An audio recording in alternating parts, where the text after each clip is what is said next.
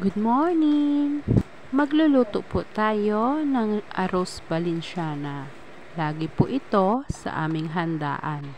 Una muna, ang malagkit, huhugasan po natin ng 2 beses o 3 beses. Depende po sa inyo kung ilang beses niyo po huhugasan ang inyong malagkit.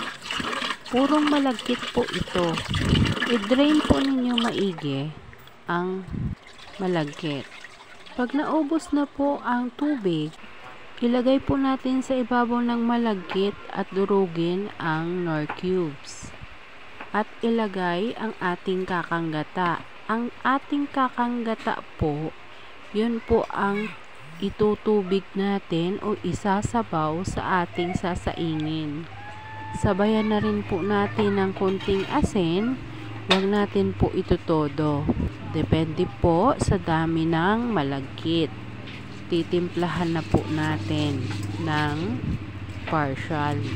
Susukatin lang po natin ang kanyang tubig o kakanggata tulad lang po ng nagsasaing po tayo. Mas masarap po kasi pagkakanggata ang nagsisilbing tubig o pinakasabaw ng sinaing na malagkit. Mas masarap at malinamnam paggata ang nagsisilbing tubig sa sinaing. Naglagay din po ako ng turmeric powder. Ang turmeric powder po ang nagsisilbing pangkulay at flavor ng glutinous rice o malagkit na sinaing. Depende po sa inyo kung dagdagan nyo pa ang kulay. Naglagay na rin po pala ako ng asin. Tansyahin nyo na lang po ang lasa. At ilagay na po natin sa rice cooker. I-on na po natin ang rice cooker para po lutuin ang ating malagkit. Pagluto na po ang ating malagkit, gigisa na po tayo ng bawang, sibuyas. Huwag natin tustahin ang bawang at ang sibuyas para hindi po maging mapait. Pag mabango na po, ilagay na po natin ang Knorr cubes. Depende po sa inyo kung anong gusto nyo, kung shrimp o kaya pork cubes. Tapos po, lagay na natin yung atay at ang pork. Ang hiwa po ng pork ay para pang menudo, pati din po ang atay. Ginigisa ko po ng maigi at tinitimplahan ang liver at saka yung pork.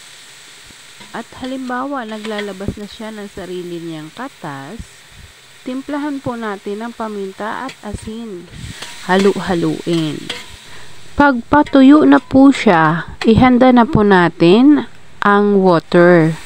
Ang tubig po na kaya lang po magpalambot sa pork at saka sa liver. Takpan po ng saglit at pag malambot na po, tikman po natin at kung ano pa ang kulang sa inyong panlasa, dadagdagan nyo na lang po. Ilagay ang green peas, halu-haluin ng saglit at sunod lagay ang mga rekado pang iba. Pasas at bell pepper. Green po at saka pula ang aking ginamit na bell pepper. Ayan po, patuyo na po ang ating ginigisa. Pwede na po natin ilagay ang ating sinaing na malagkit. 2 beses po kasi ako nagsaing. Kaya po, nilagay ko muna sa Tupperware ang unang sinaing at nagsaing po ako ulit sa rice cooker. Liitan lang po natin ang ating apoy para hindi po madaling masunog ang ating malagkit. Ito po yung second batch ko na sinaing. Halu-haluin ko lang po sa kaunting apoy. Pero masarap talaga ang tutong, promise. Yan ang inaabangan namin, ang tutong. Valenciana with hard-boiled egg.